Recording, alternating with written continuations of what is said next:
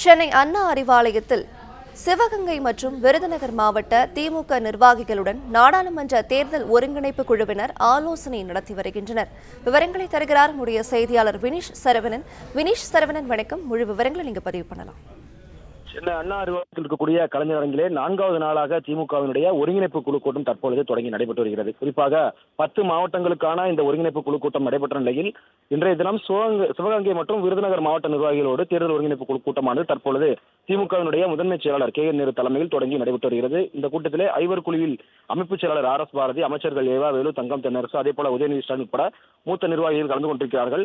4வது நாளாக நடைபெறும் இந்த ஒருங்கிணைப்பு குழு கூட்டத்திலே காலை நேரத்தில் சிவகங்கை மற்றும் விருதுநகர் மாவட்ட நிர்வாகிகளுடனும் மாலை நேரத்தில் தென்காசி மற்றும் நெல்லை மாவட்ட நிர்வாகிகளுடன் ஆலோசனை நடைபெற இருப்பதாகவும் குறிப்பிடப்பட்டிருக்கிறது. குறிப்பாக இந்த ஆலோசனை கூட்டத்தை பொறுத்தவரை தொகுதிக்கு உட்பட்ட பொறுப்பு அமைச்சர்கள், மாவட்ட, மாநகர, நகர, ஒன்றிய, பேரூர் கழக நிர்வாகிகள், அதே போல மேயர், துணை மேயர், நகர்மன்ற தலைவர், துணைத் தலைவர் உட்பட 25க்கும் மேற்பட்ட நிர்வாகிகள் கலந்து கொண்டிருக்கிறார்கள்.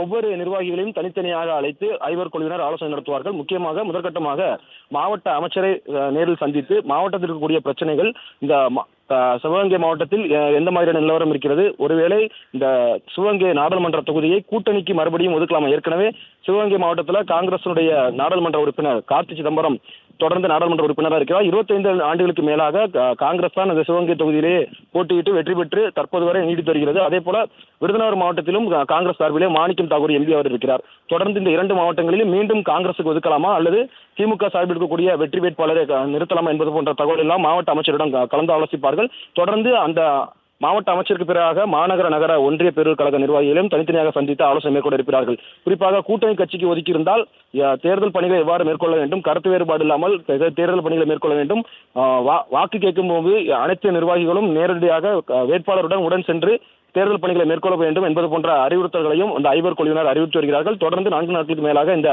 ஆலோசனை கூட்டமானது நடைபெற்று வருகிறது. ஒரு பக்கம் தொகுதி பங்கீட்டு குழு பேச்சுவார்த்தை நடைபெற்று வரும் நிலையில் இன்றைய தினம் 4வது நாளாக இந்த ஒருங்கிணைப்பு குழு கூட்டம் தற்பொழுது தொடங்கி நடைபெற்று வருகிறது.